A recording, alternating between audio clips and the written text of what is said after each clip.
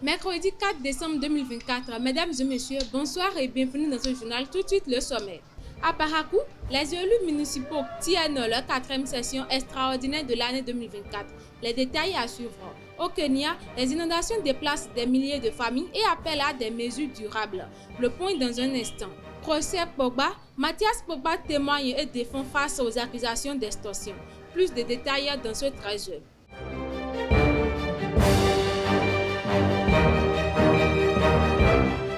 À nouveau, bonsoir chers internautes. Comme je l'annonçais précédemment dans le sommet, ce mardi 3 décembre 2024, la 4e session extraordinaire du conseil municipal de Parakou s'est ouverte à la salle des fêtes de l'hôtel de ville.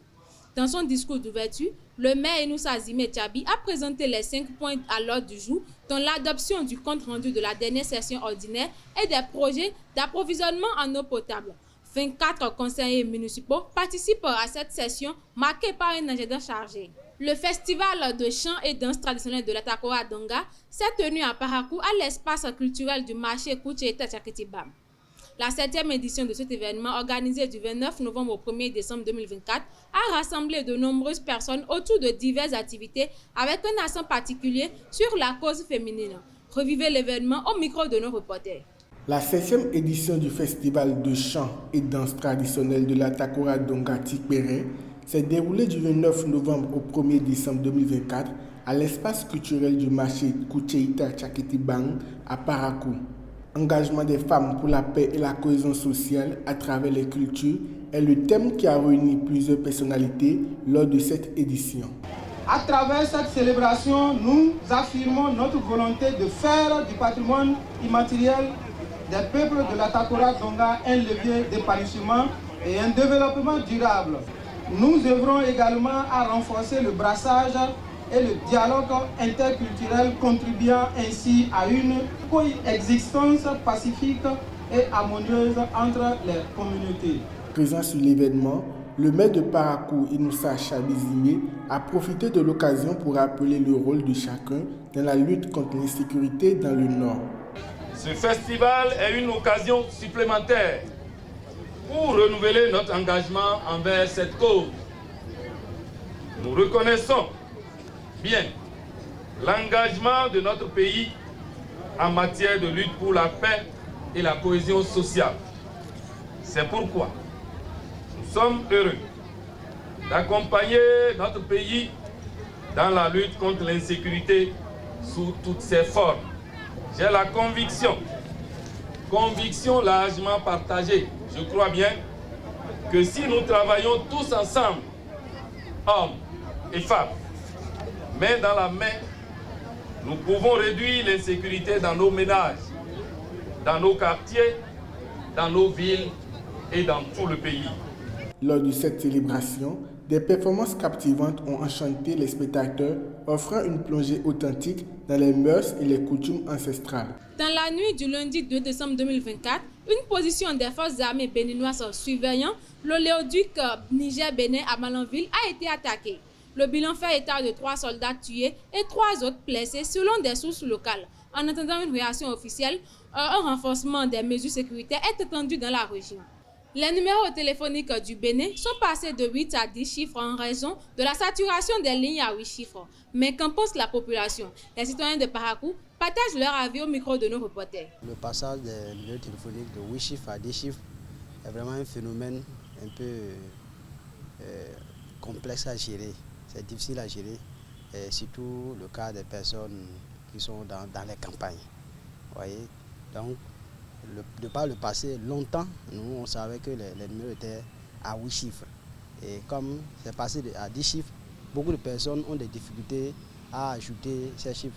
Et pour ceux, ils ont des difficultés à contacter leurs proches d'une manière directe. Vous voyez, donc les personnes qui ne sont pas allées à l'école, c'est devenu un souci. Et ils parlent déjà d'une application, qu'il y a une application par laquelle on peut faire tout ça là. Donc il faut être un peu assis en informatique pour bien le faire. Cette mesure a été prise dans le but d'améliorer la connexion, de faciliter plus aisément la connexion. Donc selon moi, ça ne pose aucun problème. C'est pour le bien de nous tous qu'ils ont pris ces mesures. Donc ça peut aller.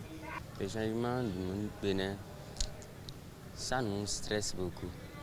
Juste parce que lorsqu'on enregistre les 01, c'est-à-dire lorsqu'on ajoute les 01 au numéro, c'est-à-dire en allant sur WhatsApp, ça ne s'affiche pas. Donc nous sommes obligés de supprimer les 01 avant de pouvoir envoyer des messages à nos amis, à nos partenaires comme ça. Donc ça nous dérange beaucoup. Selon moi, à mon avis, ça ne pose aucun problème. Parce que l'information qui nous a été donnée nous a dit que le système des 8 chiffres est déjà saturé. Bon, c'est vrai, parce que nous sommes nombreux. Donc pour cela, pour que la connexion soit rapide, c'est pour cela qu'ils nous ont fait sortir le système des 10 chiffres. Donc pour moi, maintenant, ça ne pose aucun problème. Bon, pour moi, j'ai ajouté juste les 01. Donc pour moi, c'est bon pour moi. Ça ne me dérange pas. Maintenant, celui qui n'est pas allé à l'école, comment lui peut le faire? Ce serait encore un souci, vraiment un souci. Donc, en tant qu'étudiant, moi-même en question, je crois que j'éprouve déjà des difficultés. Et je me pose la question maintenant. Cette personne qui n'est pas allée à l'école, comment ça serait à son cas? Donc, vraiment, c'est un phénomène, c'est pas facile. Mais si eux-mêmes qui ont créé le réseau peuvent régler les choses à la norme, mais c'est encore mieux. C'est juste pour l'amélioration de la connexion et du réseau plutôt. Donc pour moi, ça ne me dérange pas. Comme vous avez fait la mise à jour là, donc le numéro par lui-même, il a pris les 01. C'est un souci pour nos parents du village qui n'ont pas étudié comment mettre comment compléter les 2 chiffres. C'est un grand souci pour eux. Et autre, bon, c'est difficile d'envoyer l'argent à l'extérieur, même de recevoir l'argent dans nos pays. Donc, mis à part ça, je ne trouve pas un grand problème, mais le grand souci, c'est nos parents qui sont au village qui ne savent pas compléter les 2 chiffres. Il n'y a pas de mal à cela, c'est l'habitude qui ira avec après, qui serait un peu difficile. Bon, le début quand même, avec les transactions, le dépôt et les retraits, le fait d'ajouter le 01 à chaque fois. Bon, il y aura peut-être un problème la conversion de nos contacts. Bon, personnellement, moi, je n'ai pas encore commencé, mais à ce niveau, peut-être il y aura un bug. Hors de nos frontières, environ 4000 familles ont été déplacées par les inondations au Kenya, principalement dans les comtés de Busia et de Kisumu, selon Raymond Omolo, secrétaire principal au ministère de l'Intérieur. Le gouvernement prévoit de reloger les communautés à risque et de créer des zones tampons pour prévenir de futurs sinistres. Les familles sinistrées sont actuellement hébergées dans des camps alors que des pluies intenses continuent de s'abattre sur le pays. Le président américain Joe Biden a entamé ce lundi 2 décembre 2024 une visite officielle en Angola, son unique déplacement en Afrique durant son mandat. Ce pays riche en ressources stratégiques comme le cobalt et le pétrole joue un rôle clé dans la stratégie économique et géopolitique des États-Unis. La visite s'inscrit dans le cadre de projets majeurs dont la réhabilitation du corridor ferroviaire de Lobito visant à renforcer les liens économiques face à la concurrence de la Chine. Sport, pour boucler cette édition, à Nzérékoré dans le sud-est de la Guinée, un mouvement de foule survenu lors de la finale du tournoi, Général Mamadi Doumbouya, a causé au moins 56 morts selon un bilan provisoire du gouvernement. Les violences ont éclaté après un penalty contesté, entraînant une intervention des forces de l'ordre et une bousculade meurtrière. Le commissariat urbain de la ville a également été incendié dans le chaos. Mathias Pogba, frère aîné de Paul Pogba, a témoigné ce mardi au tribunal correctionnel de Paris dans l'affaire de tentative d'extorsion visant son frère.